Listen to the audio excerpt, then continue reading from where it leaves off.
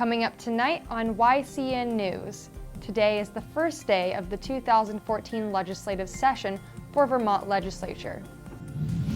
The nation's Federal Reserve makes history today. And the Parents and Teachers Association wants people to know about the Common Core program. For more news, weather, and sports, it's time for YCN, your local view. Now, your daily digest of the Dartmouth Lake Sunapee region, southern Vermont, and Windsor County. News, sports, weather, and all that is happening in our area. The news on YCN, your local view. Good evening, and welcome to this Tuesday edition of YCN News. I'm Rose Spillman. Vermont Independent Senator Bernie Sanders says today's move by the U.S. Senate to look into unemployment benefit expansion is a key move. Sanders says this is an important victory for about 1.3 million unemployed Americans. When Congress left for Christmas break, it did not take up a call to continue jobless benefits for the long-term unemployed. This meant men and women still unable to find work while on extended unemployment benefits would have no income. Today, with renewed calls by Democrats and the progressive Sanders, debate continues. Sanders is co-sponsor of a bill to extend emergency unemployment benefits by 3 months. The vote to consider a 3-month expansion passed the Senate today, 60 votes in favor, 37 against.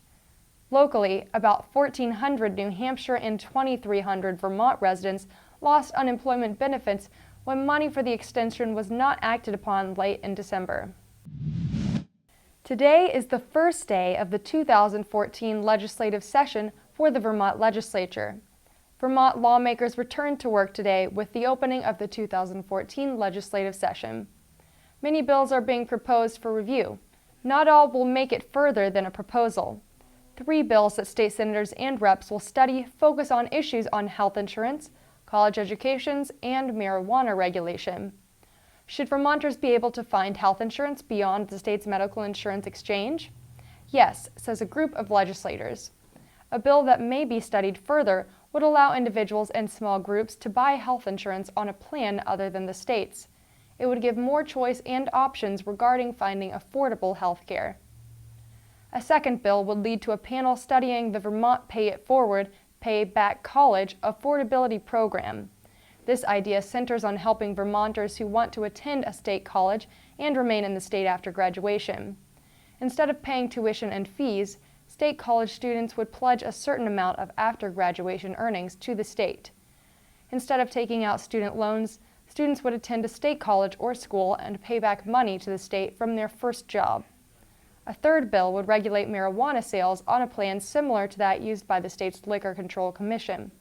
An excise tax would be collected at each of the marijuana dispensaries located around the state.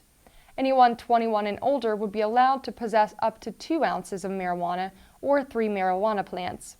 Any deviation from that age or amount will be subject to police prosecution. As the legislative season goes on, YCN News will keep you informed on bill proposals and rejections.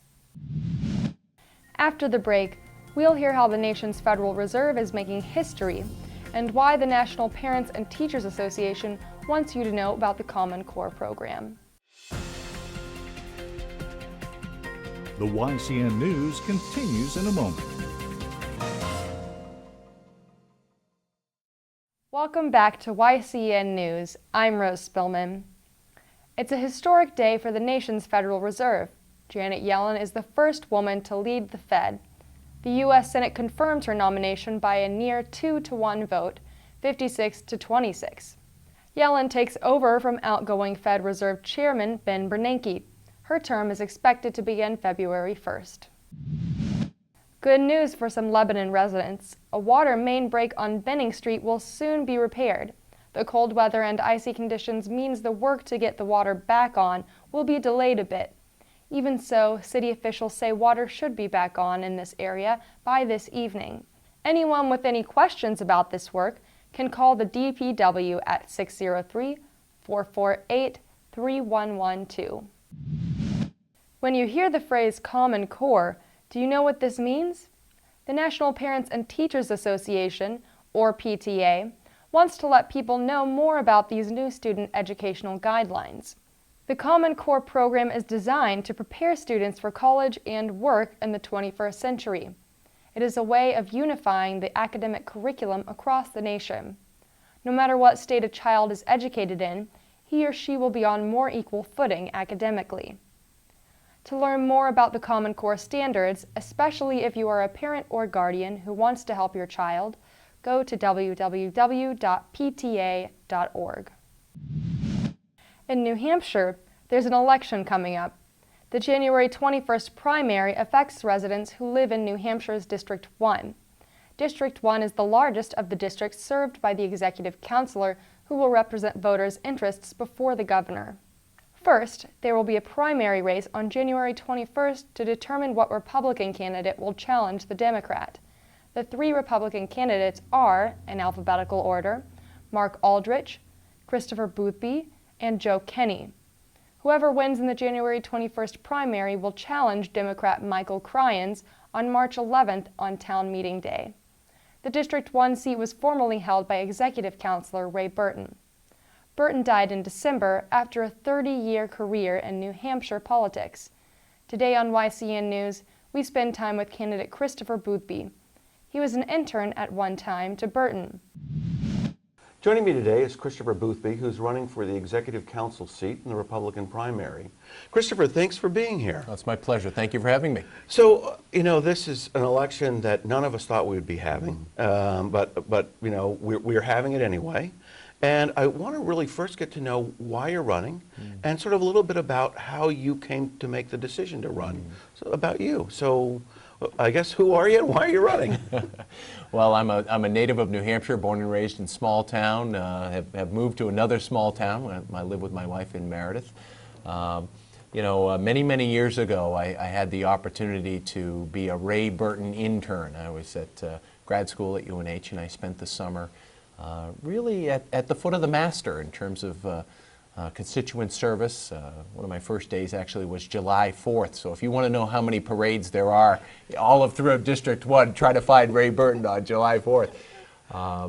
Have spent 12 years as a Belknap County Commissioner, so I've got some good governmental experience, and have started a business with my wife called Boothby Therapy Services, so I'm a small business owner as well. So it's that combination of governmental experience, small business experience, and truly a desire to give back to the residents of District 1, which formed the basis for my decision.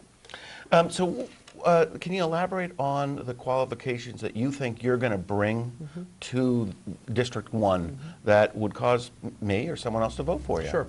It's interesting. The most common thing that I've heard as I've traveled across District 1 is, boy, you've got big shoes to fill.